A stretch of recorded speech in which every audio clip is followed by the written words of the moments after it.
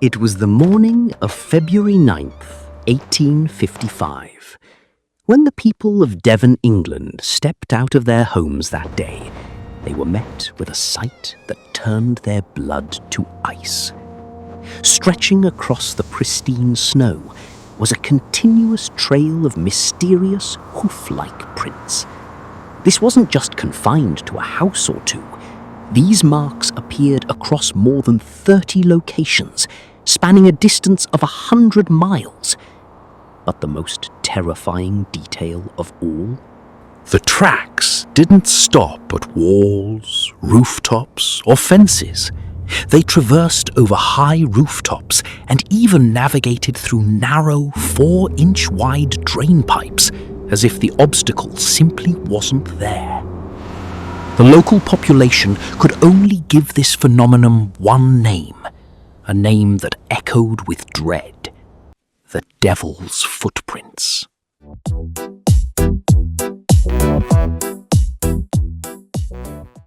Even today, 170 years later, scientists, historians, and investigators have been unable to provide a definitive answer to this question.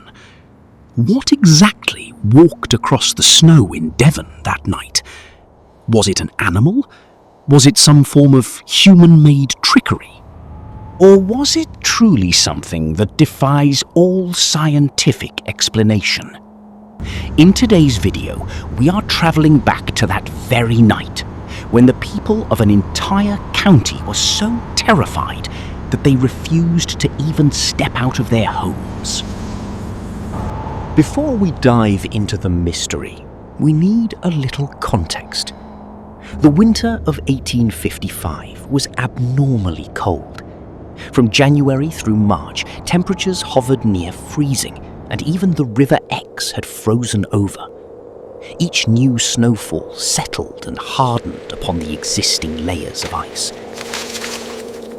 On the night of February 8th, the eastern and southern parts of Devon experienced heavy snowfall, accompanied by rain and strong winds from the east. By morning, the intense cold had caused the snow to freeze into a hard, solid crust. It was the very next morning that residents across more than 30 towns and villages, including Exeter, Topsham, Dawlish, and Lympstone, discovered those tracks. A local letter captured the moment perfectly. The residents were astonished to see the signs of a busy and mysterious creature whose footprints were everywhere in the most impossible of places. And this was only the beginning. So, what did these prints actually look like? According to most accounts, each print was approximately 4 inches long and 3 inches wide. The distance between each mark was about 8 to 16 inches, arranged in a straight line, as if a bipedal creature was moving by leaping. But this is where the real problem lies. These tracks were found in places that no normal animal could possibly reach. They went over walls, across rooftops, from one side of a haystack to the other, yet the stack remained undisturbed. They crossed rivers as if the water didn't even exist. One farmer even reported that the prints went right up to his front door and then turned back, as if someone had come to peek inside and then simply left. Even the clergy in local churches began to speak out about the matter. The impoverished villagers began to believe that this was nothing less than the work of the devil himself. People stopped stepping out of their homes at night. In some places, they began standing guard in groups, armed with weapons. And this leads us to the ultimate question. If it wasn't an animal, then what was it? Over time, many theories have emerged. Let's look at them one by one. Theory 1. The escaped kangaroo. A local clergyman, Reverend Musgrave, suggested that the tracks might have been caused by a kangaroo that had escaped from a nearby private zoo. This calmed the villagers' fears for a while, but the Reverend later admitted that he had made the story up just to keep people calm. In reality, a kangaroo's paw prints look nothing like hooves, and there was never any evidence that a kangaroo had escaped. Theory 2. The badger. Renowned naturalist Richard Owen argued that it could have been the work of a badger, as they are one of the few animals that place their entire soul on the ground while walking. However, this theory failed to explain how a badger could walk across rooftops, or how it could enter enclosed gardens. Theory 3. The experimental balloon. Another intriguing theory suggests that an experimental balloon may have drifted from the Devonport naval base, dragging its tethering rope across the snow to create these prints. However, there is no answer to the question of how a balloon's rope could travel for 100 miles without getting snagged on anything, leaving such a perfect trail. Theory 4. Mass hysteria and journalistic exaggeration. Modern researchers, most notably Mike Dash, who conducted the most extensive investigation into the event in 1994, suggest that there was never actually one mysterious creature. People from different places described different types of prints. The sizes, shapes, and distances varied everywhere. It is likely that some prints were from ordinary donkeys or ponies, some were the jumping tracks of wood mice, and some were simply the result of rumours and exaggerated newspaper reporting. Interestingly, the most famous claims, such as the 100-mile trail, the perfectly straight line, and the jumping of 14-foot walls, almost all originated from a single letter published in the Illustrated London News on February 24th. Theory 5. The freeze-thaw cycle. Another fascinating explanation is the weather itself. After the snowfall that night, there was a slight thaw, followed by a sudden, intense freeze.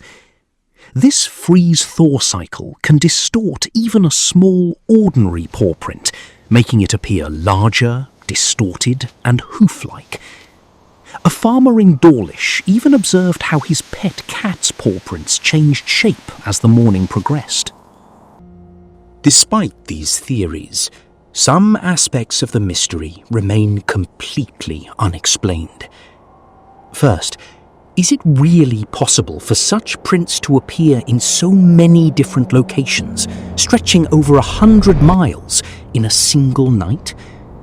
Critics argue that it would be physically impossible for one person or even a group to cover such a vast area in one night to create these tracks, which calls the reliability of the claims into question. Second, there is no single cohesive explanation for how these prints ended up in such impossible places, across enclosed gardens, high walls, and narrow drain pipes. And third, this wasn't the only such incident in Devon.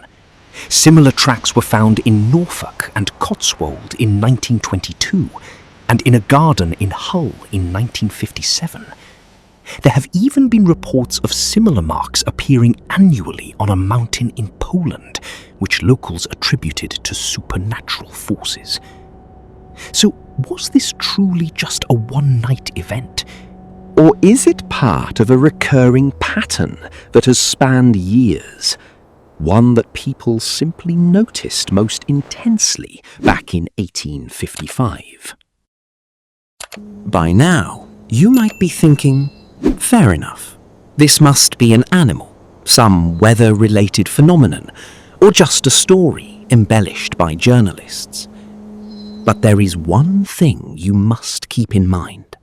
Even 170 years later, scientists, historians, and researchers have failed to reach a consensus on a single explanation. Every theory falls short in answering at least some of the questions.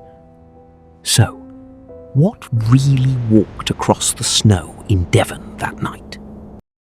To be honest, the most fascinating thing about the Devil's Footprints mystery is that there is no single answer. As researcher Mike Dash suggests, it likely wasn't even a single event. Some of the tracks were probably from ordinary animals, some were the result of weather phenomena, and some were a mix of fear and rumour, all woven together by newspapers into one massive ghostly tale. But perhaps this is the real lesson. When the human mind is gripped by fear and cannot find a rational explanation, it creates a story of its own. In Devon in 1855, that story was named The Devil's Footprints. Even today, whenever we encounter something unexplainable, we do the same thing. We build a mystery, we feel fear, and we tell a story. And perhaps that is exactly why, even after 170 years, those mysterious footprints in the Devon snow remain so deeply etched in our collective imagination.